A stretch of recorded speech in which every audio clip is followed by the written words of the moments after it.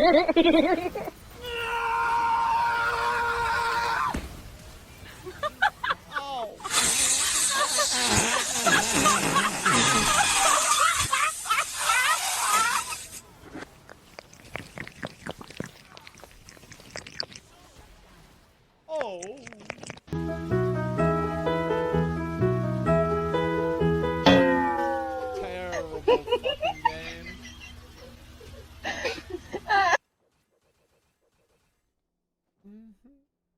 NANI?!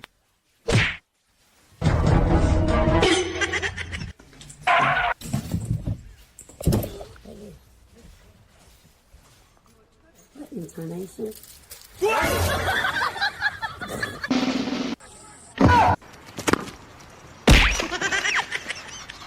Que me ponga algo para que yo empiece a facturar. Porque yo tampoco voy a ir a trabajar en un supermercado, o sea, no hay forma, ¿me entendés? Porque él no me crió para eso. Legit my fault.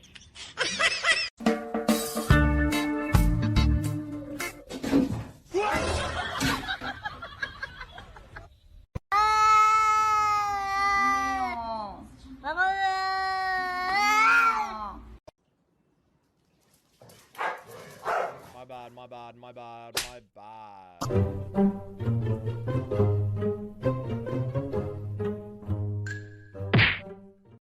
Tao thì đấy.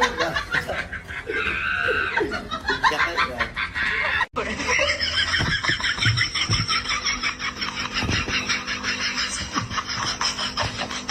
That's right, you and me, right now, we're having it out. Let's go, come on, come on.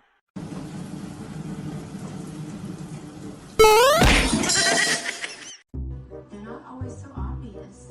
Some of them are very subtle. It's little things that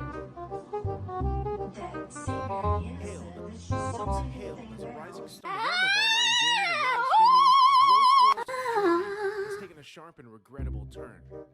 While he was initially celebrated for his formidable skills as a Twisted Fate player and his ability to entertain audiences with his charismatic streams, his legacy has now been overshadowed by allegations of harassment, predatory behavior, and a series of questionable actions that have led him to effectively destroy his life.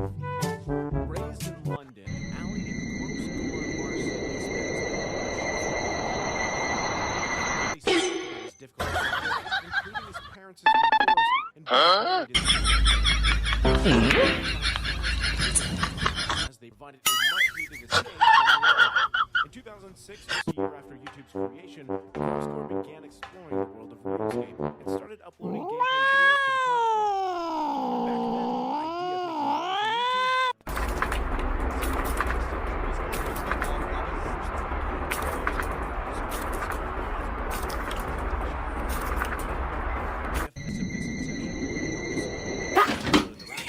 YouTube amplifying his tendencies and his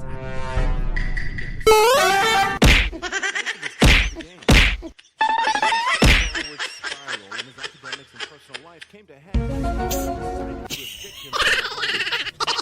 Ironically, around the same time, GrowScore received an offer to join YouTube's early partnership program, hinting at the potential of his online endeavors. So, marked by frequent relocations and a series of transformations.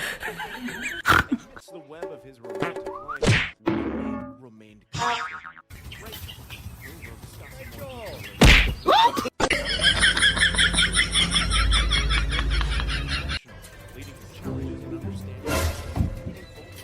relationship in his adult life. It was during this time that he was introduced to League of Legends, that was still in its infancy.